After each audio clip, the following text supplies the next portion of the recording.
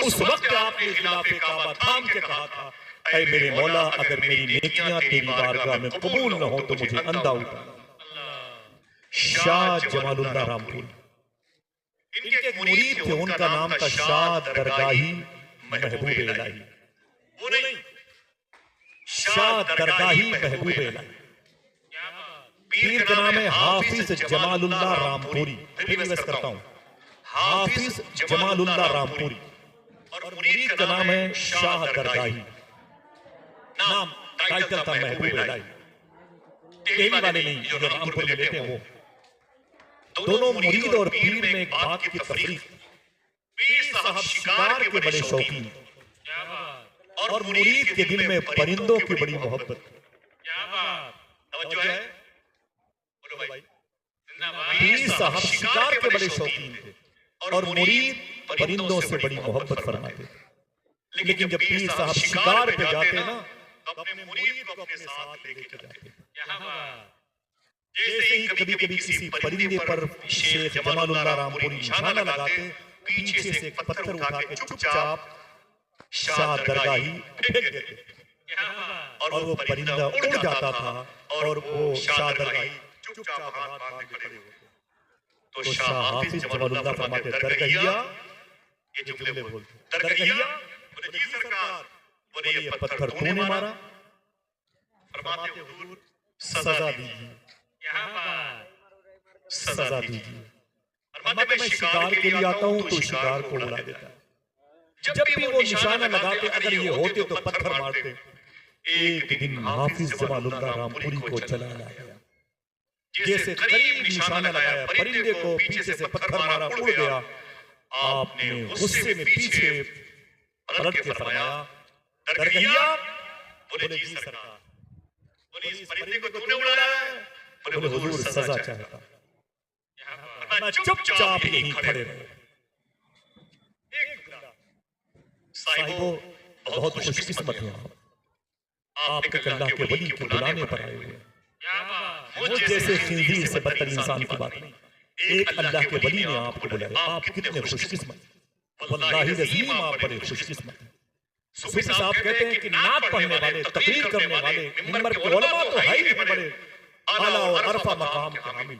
फरमाते तुम्हें तो ये इल्म नहीं है कि हुजूर की मजलिस में बैठने वाले को स्टेटस कितना बुलंद होता है। सुनिए आप, पीरी मुरीदी किसे कहते हैं, विलायत का मकाम मिलता कैसे? मैं चुपचाप यहीं खड़े रहो। वो खड़े हो गए और शाह हाफिज जमालुल्लाह रामपुरी आगे बढ़ गए, अपने और मुरीदों के साथ बढ़े और शिकार करते हुए आगे निकले तो जंगल के दूसरे रास्ते से निकल के अपनी खानका पहुंच गए। अल्लाह ने उनके दिल से उनके इस मुरीद शाह दरगाही की मोहब्बत निकाली। भूल गए कि मेरा कोई एक मुरीद था दरगाही। उनके जहन से ये बात निकल गई। बस शामो सहर होते रहे, सुबह शामें तब्दील होती गई। 12 साल के बाद एक आदमी बोले, 12 साल के बाद शाह हाफिज जमालुल्लाह रामपुरी उसी जंगल में उसी तरफ फिर शिकार के लिए जब आए जहां पर 12 साल पहले कहा था दरगहिया खड़े रहे। जैसे वहां पर पहुंचे आपने जुमला कहा अपने मुरीदों से, पता नहीं क्या बात है, मुझे यहाँ दरगहिया की खुशबू आ रही है। अल्लाह जिंदाबाद जिंदाबाद जिंदाबाद जिंदाबाद। एक आदमी फिर से बोले, सुभान अल्लाह सुभान अल्लाह। अल्लाह सलामत रखे। इसका खास सवाब अल्लाह फलस्तीन के शहीदों की रूह को नजर फरमाए। आमीन सुम्मा आमीन। आमीन कहते हैं। अल्लाह मुजाहिदीन फलस्तीन पे करम फरमाए, वहाँ के बच्चों बच्चियों की निस्बत और ईमान का तहफ्फुज़ फरमाए। मुजाहिदीन कुद्दुस सुगरा पे करम फरमाए। आमीन। क्या कहा? मुझे इस जमीन पर दरगहिया की खुशबू आ रही है। फिर आपने आवाज दी, दरगहिया में। क्या बात, दरगहिया मालूम है आपको?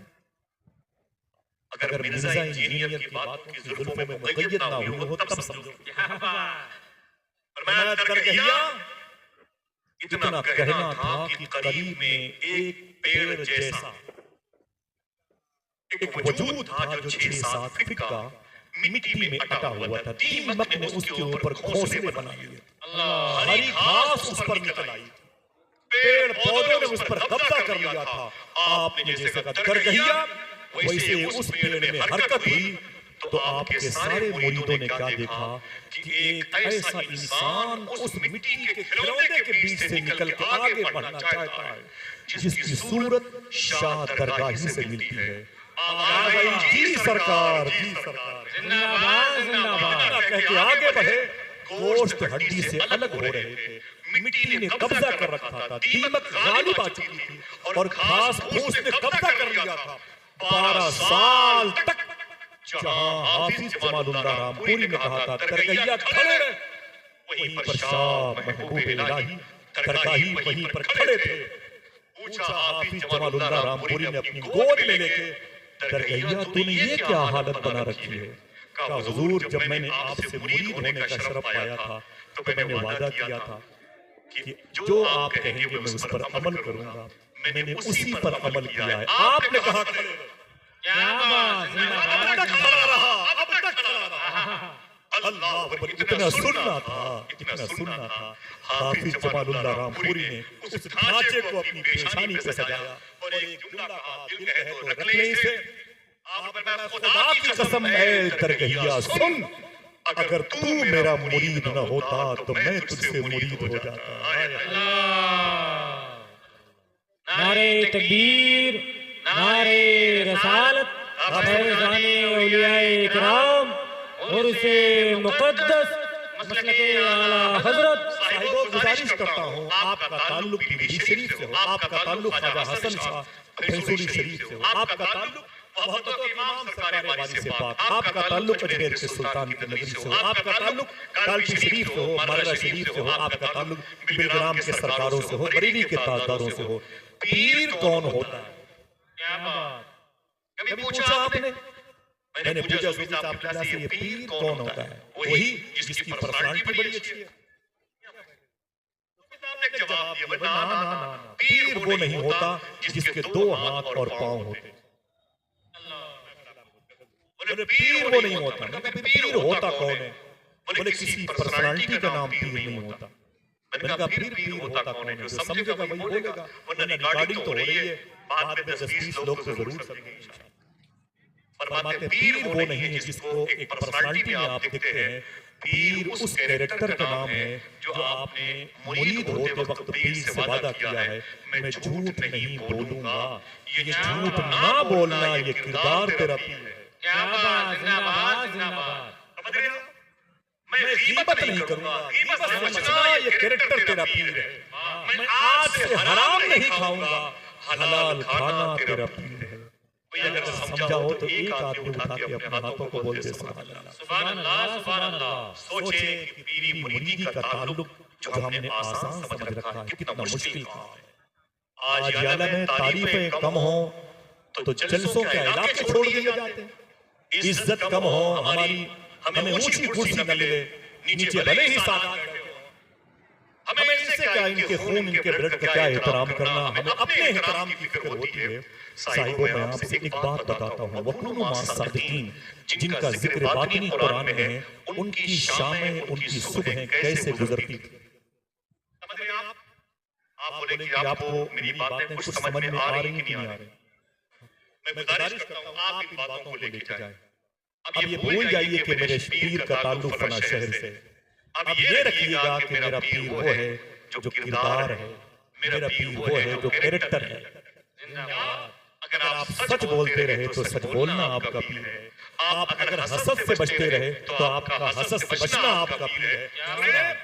एक साहब के मानो में क्या हुआ, जलसा का नाम लूंगा, ये रिकॉर्डिंग हो रही है, बात गाती है, वो ये सोच करके जलसे से वापस आए थे कि रास्ते में उन्हें ये खबर लगी थी जलसे में जिस खतीब का नाम मेरे नाम से बड़ा रखा गया है वो मुझसे जूनियर है। ये सोच करके वापस आ गए, जलसे वालों को फोन किया, बोले तुम्हें तमीज नहीं है, तूने एक जूनियर का नाम सीनियर से ऊपर दिया, उसकी औकात क्या है, उसकी बिसात क्या है? और 2 कौड़ी का मौलवी है मेरे सामने, तुमने उसके नाम को मेरे नाम के आगे अहमियत दी है। मुझे मेरे बारे में नहीं पता कि मेरे कितने शागिर्द हैं, मेरे कितने जलवे हैं, लंदन और ऑक्सफोर्ड में कहां-कहां मेरे बच्चे पढ़ते हैं वगैरह वगैरह। मैं आज आपको एक बात बताता हूँ, ये अल्लाह के सच्चे दोस्त जिनके करीब रहने का हुक्म दिया गया, ये होते कैसे? वादा करो इंशाल्लाह इसे भूलेंगे नहीं। क्या बात, वादा करो इंशाल्लाह बोलो। आपको मैं अपने सर पे रखूंगा और मेरी बहनें बैठी हुई हैं, उनको भी दीन समझने की जरूरत है। उनका आना पर्दे में अल्लाह कबूल फरमाए। आमीन। काश हम हुजूर गौस पाक की बारगाह से ये तालीम लेते। कितनी मशक्कतें की हैं इन बुजुर्गों ने दीन को यहाँ तक पहुँचाने के लिए। अगर एक आदमी हाथों को उठा के बोले इस्लाम जिंदाबाद, तो मैं एक बात बताऊं, इस्लाम जिंदाबाद। अगर आप चाहते हो कि मरने के बाद आपकी भी और हमारी भी निशानियां बाकी रहे, तो आइए इनके मिशन पे चले। क्या बेस है कि निजामी लगा हुआ है, निजामी अपनी बरकतों का नाम है। आइए मैं बताता हूँ आपको कौन है सरकार महबूब इलाही। बदायूं शरीफ की जमीन से निकले और सरकार साबिर पाक के साथ पाक पट्टन के ताजदार बाबा फरीदगंज शकर की बारगाह में गए और वहां से शरफ बैयत हासिल किया और फिर दिल्ली के बादशाह बन गए। साहिबो, ऐसे ही नहीं दीन फैलाया महबूब इलाही ने। आप एकदम खामोश हैं, मोबाइल को थोड़ी देर के लिए जेब में रख लें। मैं गुजारिश करता हूँ बस अपने पैरों की मिट्टी मेरे लिए वक्फ कर दें, ताकि मेरी कब्र में काम आएगी। सरकार महबूब इलाही कभी कभी दिल्ली में अपना होलिया बदल के टहला करते थे, अपना होलिया बदल के दिल्ली में घूमते थे। ये रवायत बख्तियार काकी के नाम से भी मंसूब है। मैं सरकार महबूब इलाही की तरफ ज्यादा इत्तेफाक रखता हूँ, इसलिए उनका नाम लेता हूँ। अगर खता है तो अल्लाह माफ फरमाए। सरकार महबूब इलाही ने होलिया बदला और टहलते टहलते टहलते टहलते चले गए जमुना नदी के किनारे। एक पंडित जी बैठे हुए थे, मिट्टी का घड़ा लेकर के बैठे थे। मिट्टी का घड़ा लेके वो बैठे हुए थे और वो बड़े ज़ईफ थे। करीब में बहुत सारे हिंदू मजहब के लोग नहा रहे थे, जिसको अपनी ज़बान में वो कहते हैं स्नान कर रहे। सरकार महबूब इलाही ने पंडित जी से पूछा, बाबा आप इतनी खामोशी से क्यों बैठे हुए हो? तो पंडित जी ने कहा कि ऐसा है कि मैं पैसे लेकर के स्नान कराता हूँ, लोगों को नहलाता हूँ जमुना के पानी से, लेकिन अब बूढ़ा हो गया हूँ तो मुझसे कोई नहाने नहीं आता। सब जवानों के पास चले जाते हैं, उनसे नहाते हैं, वो पैसा देता है नहाने वाला और उनके पेट भरते हैं। मेरे तो बच्चे भूखे रहते हैं, मेरे घर के चूल्हे नहीं जलते। अब मेरे हाथ पांव कांपते हैं इस मिट्टी के मटके को उठाते हुए, इसलिए कोई मेरे पास नहाने के लिए नहीं आता। इतना सुना था कि सरकार महबूब इलाही चुपचाप वापस आ गए अपनी खानकाह। अब अपना होलिया नए सिरे से बदला और बदल करके उसी पंडित जी के पास तशरीफ ले गए और जाकर के फरमाया, पंडित जी मुझे स्नान करना है। अगर इस्लाम को समझना है तो थोड़ी देर बैठ जाएं। आप बड़े तैयार में रहते हैं, सूफिया का मसलक भी है और ये उनका बेल्ट भी है, उनकी मुबारक जमीन भी है। अल्लाह के ये सच्चे दोस्त होते कैसे हैं? आपने कहा पंडित जी मुझे नहला दीजिए, मुझे स्नान करा दीजिए।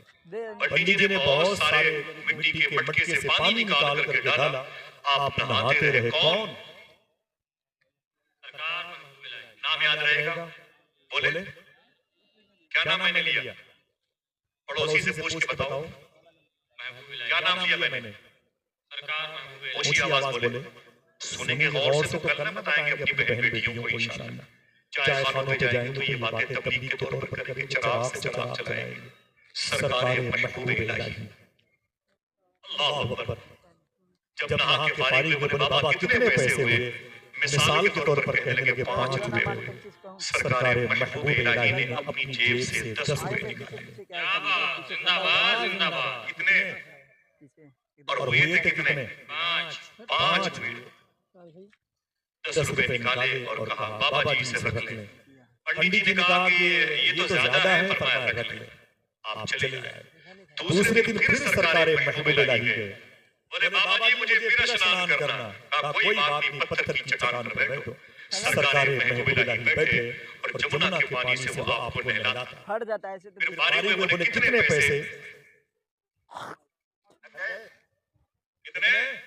5 रुपए। तो फिर आपने उसे 15 रुपए दिए। 3 दिन के बाद तीसरे दिन चौथे दिन ऐसे आते रहे, बराबर नहाते रहे। 5 की जगह पर कभी 10, कभी 15, कभी 20, कभी 25, कभी 30 देते रहे। और वो पंडित जी बस महबूब इलाही का इंतजार करते रहे। जैसे तैसे बन सकता था उन्हें लाते थे। एक दिन वही पंडित जी महबूब इलाही की खानकाह के करीब से गुजरे।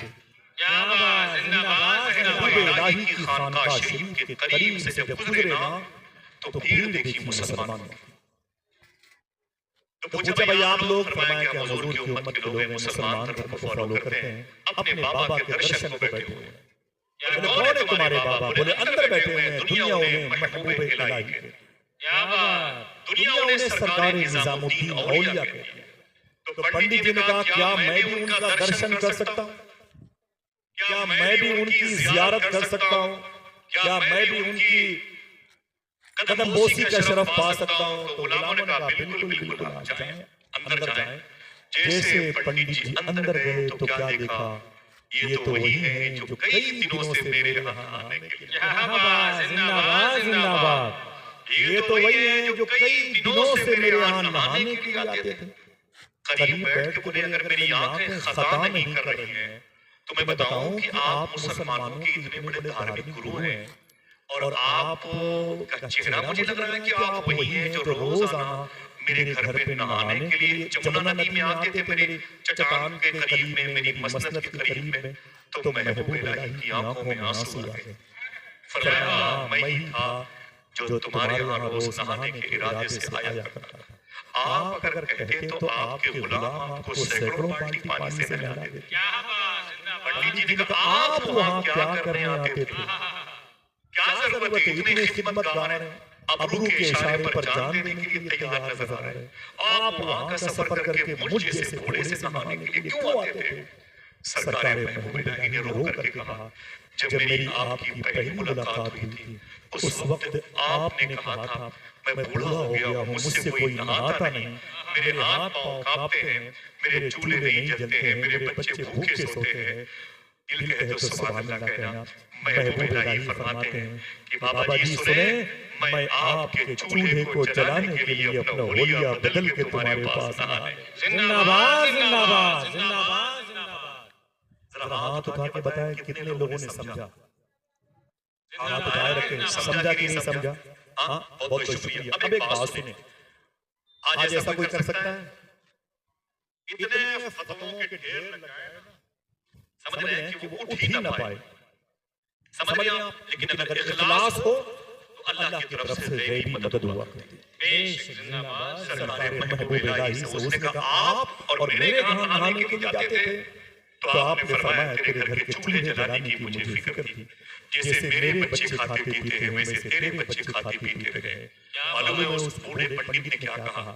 ऐ निजामुद्दीन औलिया, आज पता चला है इस्लाम कितना खूबसूरत मजहब है। जिंदाबाद जिंदाबाद। देर न कीजिए, कलमा पढ़ा के मुझे मुसलमान बना दीजिए। जिंदाबाद जिंदाबाद। मैं उसी नबी के कौल की राह का फॉलोअर बनना चाहता हूं जहां पर दूसरों के बुझे हुए चूल्हों को जलाने की इतनी तरकीब दी जाती है, जहां पर बूढ़ों का इतना एहतराम किया जाता है, तो फिर जवानों का कितना बढ़ेगा? क्या बात, जिंदाबाद जिंदाबाद। कलमा पढ़ के मुशर्रफ का इस्लाम हुआ, पूरी नस्ल उसकी हुजूर पर दरूद पढ़ने वालों में शामिल हुई। एक अमल की वजह से, वो क्या था?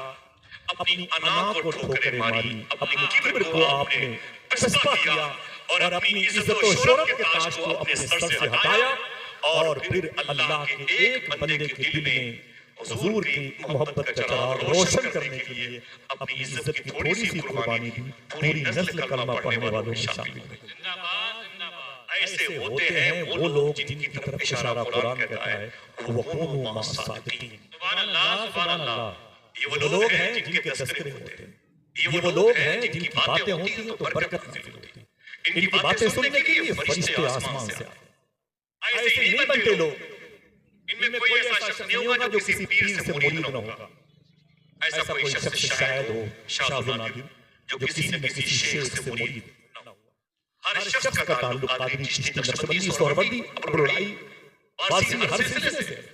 सुने, लेकिन हमने मालूम है, हमने पूछा था सूफी सुल्तान मियां शाह साहब से, पीर किसे कहते हैं? क्या बात, जिंदाबाद जिंदाबाद। मैंने पूछा था सूफी साहब से पीर किसे कहते हैं? अगर दिल गया तो सुभान अल्लाह कहना। सूफी साहब फरमाते हैं कि पीर वो है जो अपने मुरीद को अपने से बुलंद मकाम पर देखना चाहता है। क्या बात, जिंदाबाद जिंदाबाद। फरमाया मेरी नजर में पीर शेख अबू सईद मखजूमी थे, जो अपने मुरीद को अपने से बुलंद मकाम पर देखना चाहा तो उनके मुरीद बड़े पीर कहलाए। क्या बात, जिंदाबाद पीर के पीर कहलाए, जिन्हें सैयदुल शेख शेखुल कुल हुजूर गौसे आदम कहा जाता है। जिंदाबाद अपने जिंदाबाद। आप इसके लिए मेहनतें करनी पड़ती है। ऐसा नहीं कि मुर्ग मुसल्लम खा लिया और अपने मुरीदों से सादात ही सही उनसे पैर दबवा लिए और उनसे खिदमतें करवा ली, अपनी शोहरतों के स्टिकर को तकसीम किया और अपने बुजुर्गों के नामो नमूस से ज्यादा अपनी इज्जतों के लोहे मनवाए और फिर अपने ही नाम के नारे लगवाए और वापस आ गए। ऐलान करने लगे पूरा शहर मेरा मोतरीफ है, पूरा इलाका मेरा चाहने वाला है। साहिबो सुने पीरी मुरीदी किसे कहते हैं। ये वो लोग हैं जो हुनुमा सादिकीन के ज़ुमरे में आते हैं। कैसे आते हैं? ये रामपुर की जमीन है, करीब में उत्तर प्रदेश के मुरादाबाद बरेली शरीफ के पास है। वहां पर एक बुजुर्ग आराम कर रहे हैं, उनका नाम है शाह जमालुल्लाह रामपुरी। अगर नाम सुना तब भी सुभान अल्लाह कहते हैं और नहीं सुना तब भी सुभान अल्लाह कहते हैं। ज्यादा कोई हंगामा नहीं, बैठे बैठे मेरी बात तो सुने। आपका बैठना मुझे हुजूर की बारगाह में बैठने जैसा मालूम होता है अगर शाइस्ता बैठे हो।